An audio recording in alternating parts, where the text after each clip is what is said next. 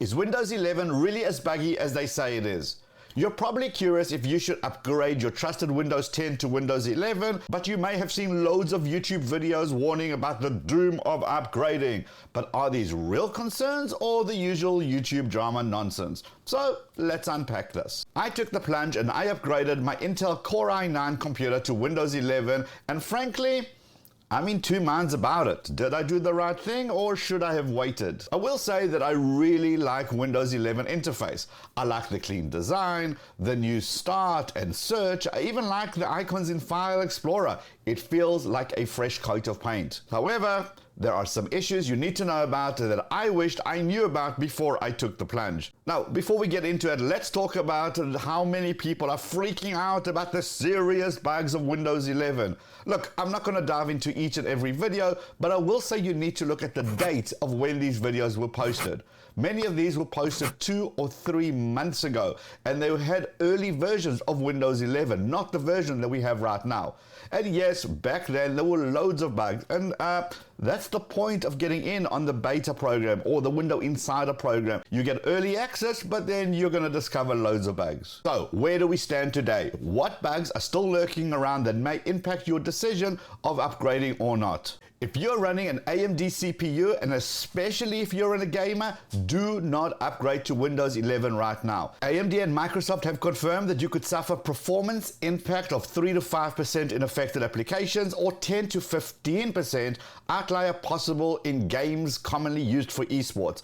A solution is expected to be released in October. A link to this is in the description below. Now, if you're using Intel networking software to connect to your network and therefore your internet, well, you're absolutely going to want to hold off of upgrading the system. There is a confirmed bug that affects some of Intel's killer and SmartByte networking software, which causes Windows 11 PCs to severely have reduced performance. And that's where I got caught. My internet package is a 450 megabits per second download and 20 megabits per second upload, but as you can clearly see, I'm certainly not getting even close to that at all, even where it's connected via Ethernet or via Wi-Fi, and that definitely sucks. Thankfully, there is a fix that's been confirmed for October 12th, so in Windows 11, there's a File Explorer issue. It doesn't release the memory back into the system. So on every computer, regardless of operating system, when you open up an app, it uses bits of memory. And when you close that app, it's supposed to release the hold that it has on that memory that it's using. In fact, it's easier just to show you. Okay, so obviously this is Windows 11, and I'm going to fire off a tool called ResMon, which is Resource Monitor, and I'm going to open that up. When it does, I'm going to go into memory, and then I'm going to go to the block that says commit and sort that in descending order.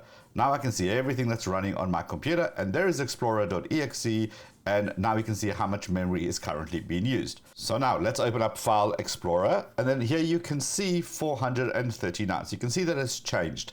Now let's do this. Let's close down File Explorer, and technically that number should go down. And does it? Yes, it does. It goes back to 438. But look at this.